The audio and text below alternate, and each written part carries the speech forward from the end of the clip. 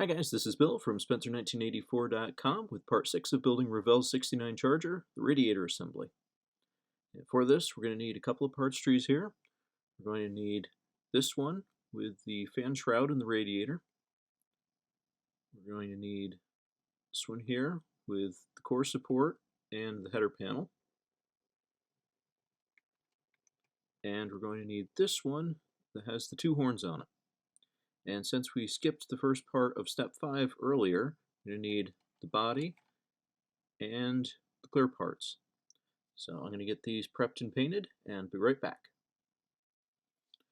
Alright, so here we have everything prepped for this assembly. I did sand off the vinyl top texture on this, and I'm not quite done with it. Need to do a little bit more polishing, but that's not going to affect the assembly of this here. I do have all of the glass installed in it though, and taking a look inside, I've got the headliner painted, I've got the courtesy light dull coated, and then a little spot of white in there. I've got the rear view mirror glued into the notch right between the sun visors.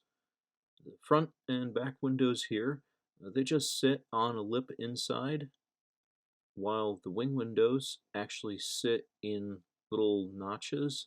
It's a nice tight fit actually, and all of them are held in place with Testor's window maker cement, but any white glue will work well for this. I've got the fan shroud painted flat black, got the radiator gloss black with silver cap, and I've got the header panel and core support done in gloss black. I've got the horns already assembled onto this, but just show you how these two are supposed to fit together. The two notches on the core support fit right around the header panel, just like that.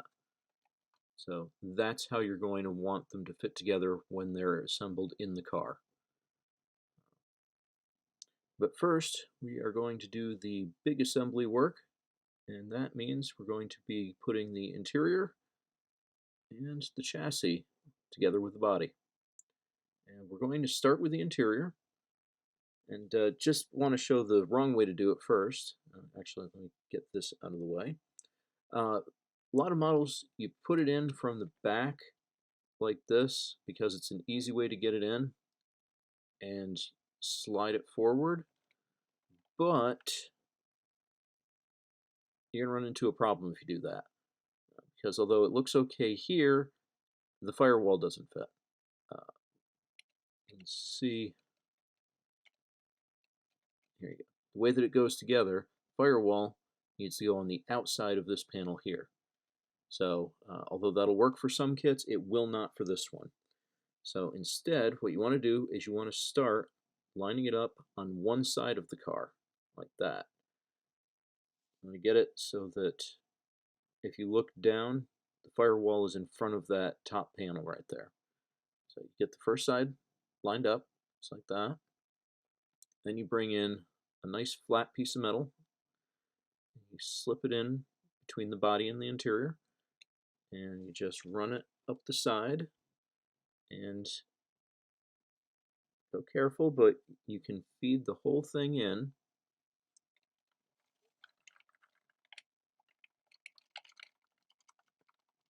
And as you go, you have to go back and forth side to side a little bit, but eventually, there you go, snaps right in. And that is how you want that to look when it's all together. You got the door panels lined up with the outer skin. You've got everything nice and centered underneath like this. You've got the back dash sitting tight to the trunk lid, and you've got the firewall and the inner front fenders sitting nice and tight to each other. And so now, I want to get the chassis in place, and you do that the exact same way.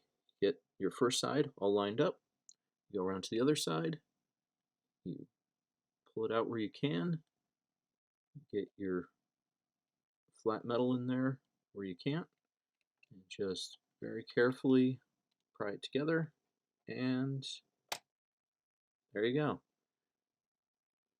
Just keep working forward and everything will snap together and lines up with a nice tight fit. Don't even need any glue on it. It will hold itself together. Now let's put the rest of it together.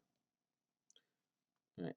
For this last step, you want to glue the radiator and the fan shroud together. And I find it easiest to hang them on the fan just to kind of hold things in place there. And then you're going to take your core support here and you're going to feed that in at an angle. And this is kind of where not gluing the body helps. But so you line that up and you just push it back and it will kind of lock itself into place.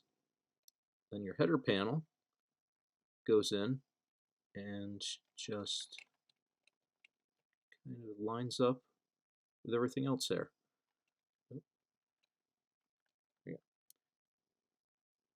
Just like that.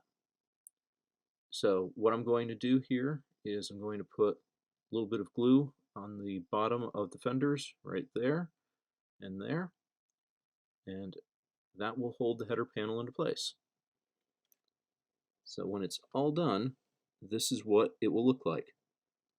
The flanges on the header panel are going to sit in little notches on the inner fenders on both sides. The radiator hangs on a tab at the top of the core support, so that's pretty well locked into place. And right here, where the header panel meets the fender, is the only glue that I've applied on this whole part of the project. Looking at it from the bottom, you can see how all this lines up. And like I said, it all snaps together, holds itself very well. So, hope this has been helpful. I know that this part of the build is another one of those often cited as being super frustrating to try to get together, and I think a big part of that is how the instructions are written. So I hope that this revised method will be helpful to you. Next week we'll be starting to put together some suspension components, and probably be combining a few steps because that's kind of the way that it's going to be going. So check back then, and thanks for watching.